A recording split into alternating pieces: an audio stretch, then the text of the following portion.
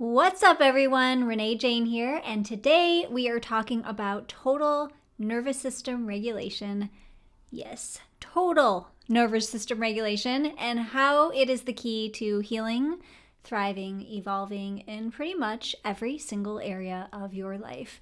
It's kind of a big deal, and it basically makes everything in your life so much better, so much easier. Let me explain. We're going to break it down. So I want to give you an example. Let's imagine someone, his name is John, and he has a history of trauma and abuse, and he gets pretty easily triggered, and he has a difficulty, regulating his emotions, his behavior when scary things come up for him. And he wouldn't call them scary, but that's kind of what's going on in his system. So for example, he's running late. He can't find his keys. He's got to get to work. This small issue triggers an enormous stress response in John's body. So his heart rate's increased. His breathing has become shallow, his muscles are tensed up, he's kind of squeezing and he's tense, and he's continuously searching everywhere in the house for his car keys, and he's becoming increasingly frustrated and angry because he cannot find them. So he's yelling and he's throwing things and he's lost control of his emotions, and his behavior is reflecting that. I'm sure you can get the visual. This stress response has completely taken over, and John's kind of lost his connection with reality. He's not thinking clearly, he's not being rational. Eventually he finds his car keys. Good job, John. And now he's driving in the car and he's racing, speeding, and he makes it. But even as he sits down to work, he is still scattered in his thinking. He's still dysregulated in his system, and he brings that into his day. He's irritable, he's anxious, he's on edge, and pretty much anyone who interacts with John that day is going to feel the impact of his dysregulated nervous system, even though that's never how he would speak about it or anyone else. How do I know this? Well, John was me like 11 years ago, losing my keys, being very reactive, throwing things, having issues with a lot. I say this too because, as you can see, when our nervous system is dysregulated at our core, it leads to an issue in pretty much every single area of our life: physical, emotional, mental, and even spiritual. So the more regulated we are in our system, the more it impacts how smoothly and aligned the rest of your life goes. Now stop right there. I just want to make sure we all hear this together. No one is regulated all the time. No one. So I don't want us to get lost in this like fantasy thinking of perfection, where we think that we're going to get to this perfect state of nervous system regulation. So that's why I want to go deeper with you today. And I'm going to get into these 5 steps of total nervous system regulation. And what this total means is that we're going to look at the body in a holistic way, from breathing to unlocking the psycho-spiritual aspect, to food, to seeing how to be in our body in a more way of understanding our sensations, and to see our body even from a new lens. And these 5 things go into a lot more depth, and I really hope this can be very powerful for you. Now, I gotta say that nervous system work is not always the most exciting thing. Now, it doesn't mean that you don't have exciting changes, because you absolutely do. But I can tell you from my experience that I didn't wake up in the morning and say, oh my God, I cannot wait to do nervous system regulation work. This is gonna be so incredible. It's so exciting. I can't wait to do breath work. No, no, this was not my experience. And to be honest, my dysregulated nervous system doesn't always want to do the work to be in regulation. There's so many times where I've been in avoidance and overthinking and in this pissy state and wanting to complain and distract myself.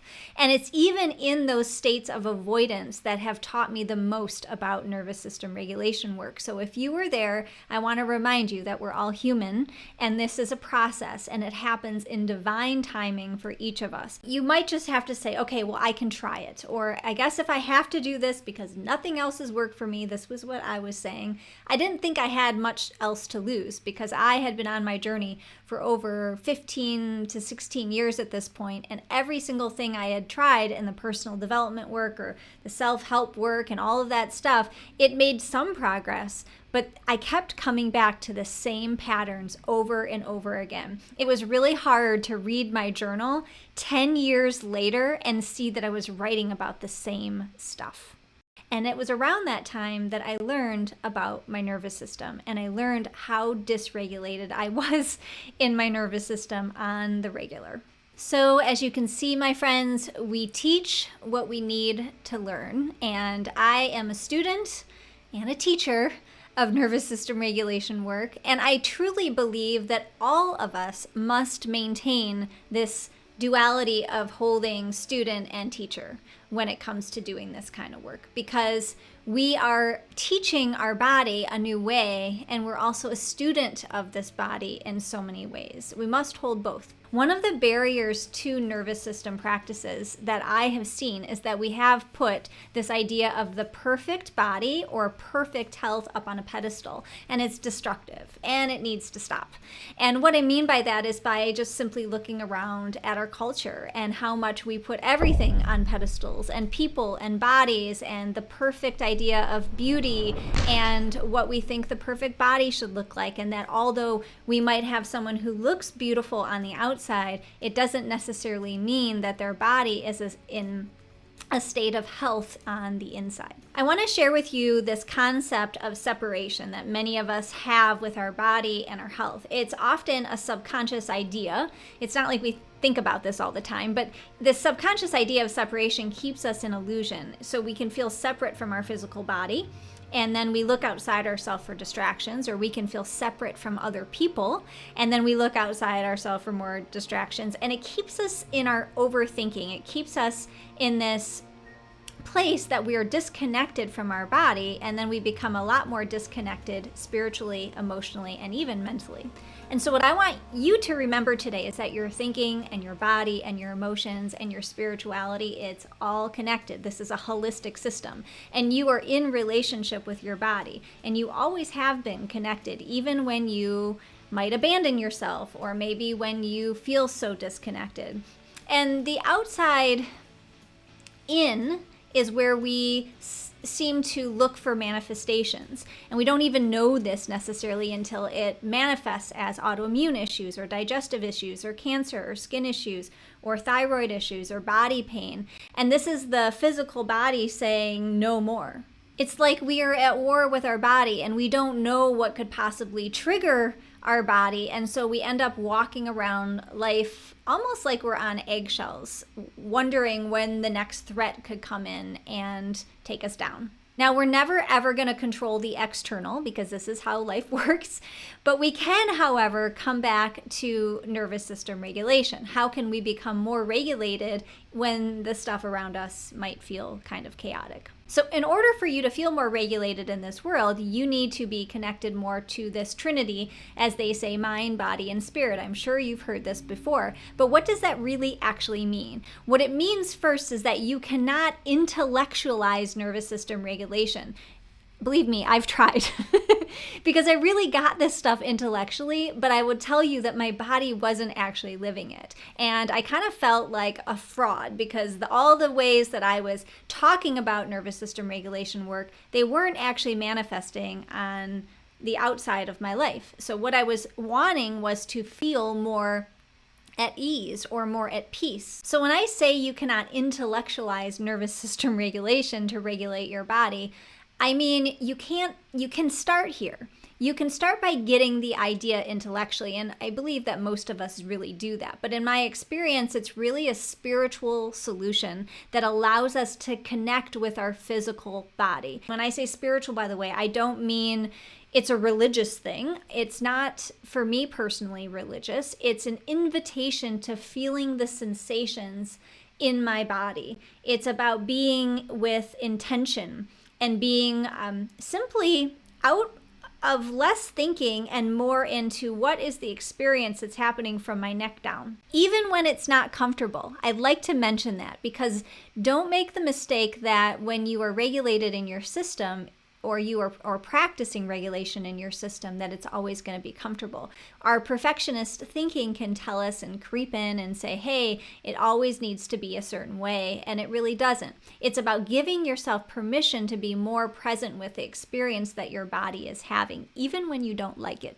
Let's chat about step one. Step one is all about breathing and awareness of being in your body. And when I say being in your body, I mean this awareness of being in the environment that you are in as well. So we're grounding into what's happening around you. A simple example would be what's happening around you that's pleasant. So you might scan your surroundings, and you want to do this somewhat slowly, and just taking in like, oh, wow, that's a beautiful picture. You can't see it, but it's behind you. Or, wow, look at the tree outside the window. That's really beautiful. And seeing if you can connect with the things that are in your surroundings while you breathe. And as you breathe, you want to breathe from your low belly, your diaphragm, through your nostrils, and really just focusing on the breath can be a very simple, very easy grounding practice. When we're grounding, we're also noticing if we're sitting, the sit bones that are in the chair. We might notice our feet on the ground.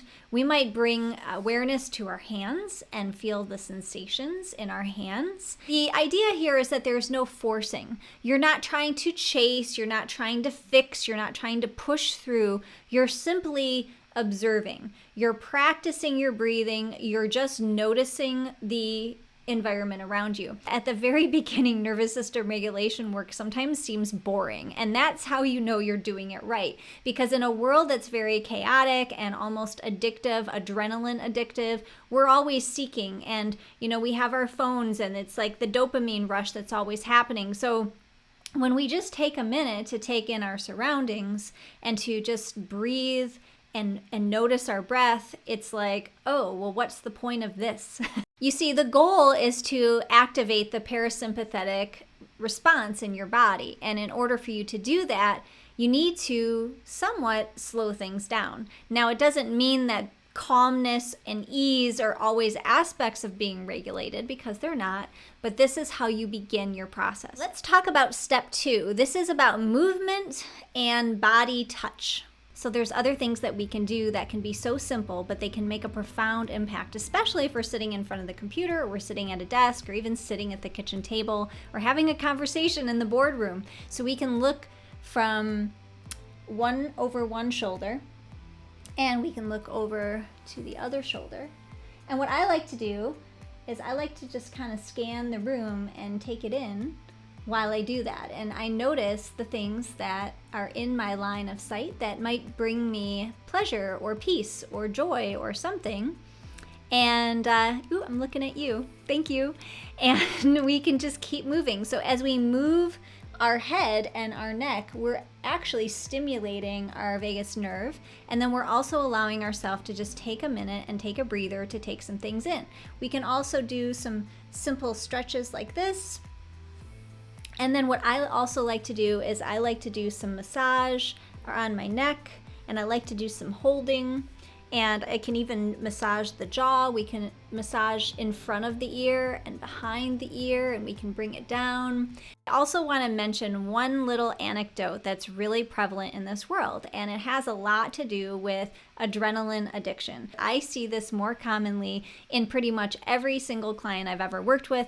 Maybe it's also because I have had a long history with adrenaline addiction myself. And this is when someone's constantly addicted to working out or pushing through or working too much or, using drugs, alcohol, and their system is often in a dysregulated state. So the body's stress response has been disrupted.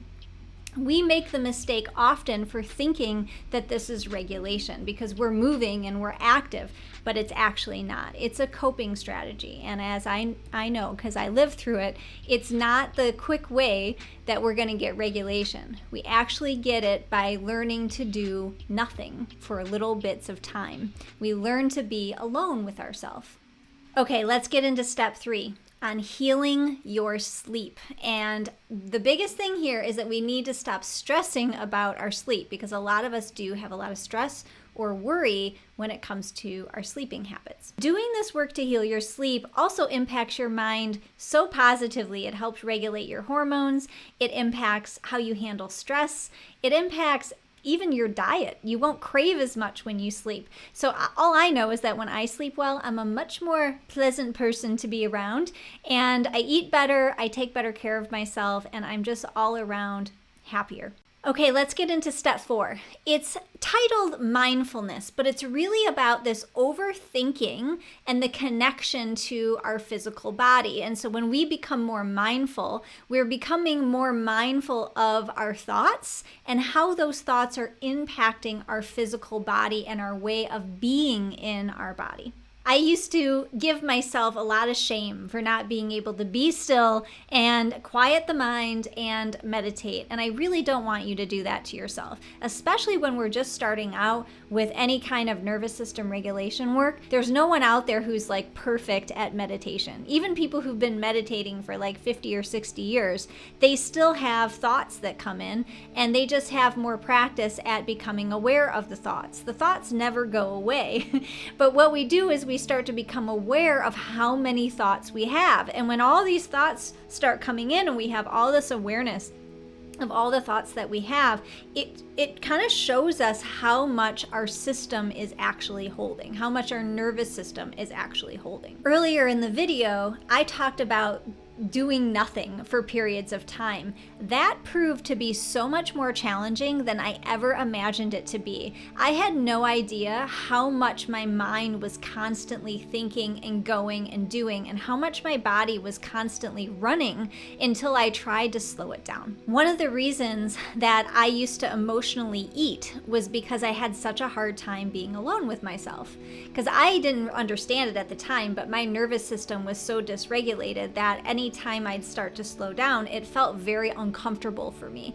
And so what would happen is that I would grab for the things outside of myself that looked tasty and delicious, and I would not think about them being related to a coping strategy. I just thought, ooh, that looks delicious, and I would want to eat it. But what was actually happening was I was trying to cope and keep myself regulated by eating too much. For example, going into a sauna or even an ice plunge in like a cold bath could be very powerful for your nervous system, because it will allow your body to learn how to regulate through the discomfort.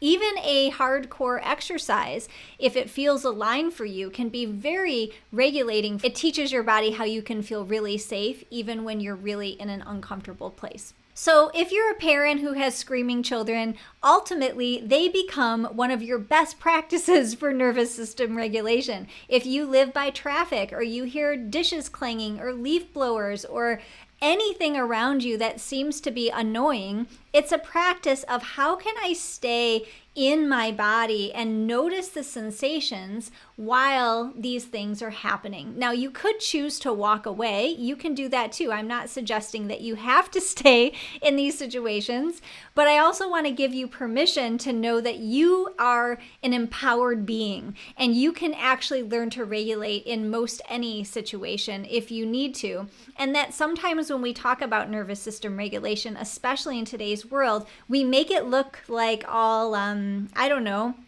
perfect. And it's just not. This is not the way of the world. All right, let's move on to step number 5, and this is all about nutrition and taking care of your body on the inside. All right, we want to focus on eating well. Nutrient-rich foods like foods jam-packed. Blueberries come to mind. Vegetables, fruits and vegetables come to mind. Things that have omegas and B vitamins and magnesium. We want to have good vitamin D source in our system. Sunshine. These kinds of things are invaluable because nervous system work is foundational. But the biggest foundation is what we're putting in our body and how we're taking care of it. Of course, I didn't say it, but drinking a lot of water is very much foundational. The healthier that I am with my food and my eating habits, and the more I take care of myself, I've noticed the impact on my thoughts, and my mind and my thinking becomes much more clear and much more regulated. When I am thinking more clearly, then this also impacts how aware I can become of what's going on in my body. And again, this is the holistic system. It's all connected. I want you to commit to 10 minutes of each of these practices that I suggested to you. And what I mean by that is 10 minutes every single day. So that's less than an hour total every day where, let me give you some examples. That you fill up your water for the day to make sure that you have enough water, or that you prep some of the foods that you need to make sure that you're taken care of. That for 10 minutes. And when the timer goes off, you stop. And if you can come back and do more later, you do it. You take 10 minutes throughout the day where you just sit and you be with yourself, and maybe you observe your space, or you walk outside and you do a little exercise, or maybe you turn the shower to cold, and I know that sounds fun for some of us and not so much for others, but that you practice being on your edge a little bit with teaching your body how it can breathe and be in the discomfort. There's so many things that I mentioned today in this video in a very short period of time. My suggestion is that you take 10 minutes from each one of those steps and that you show up for yourself every single day, because this idea of totality with our nervous system is really about a holistic practice. This is a practice that we always will have. It's not something that we just fix and we do and then we've never have to do it again. That's not how our nervous system works. It really is an invitation that as we grow and evolve and all these opportunities come into our lives, that we can rise to the occasion and that we can teach our body how to support ourselves as we do it. Thank you so much for tuning in. If you like this video, please give me a thumbs up. Also, leave a comment below. I'd love to hear from you. I do put out videos every single week, so if you want to be the first to be notified, click that little notification button and you'll hear right away. I look forward to seeing you in the next video.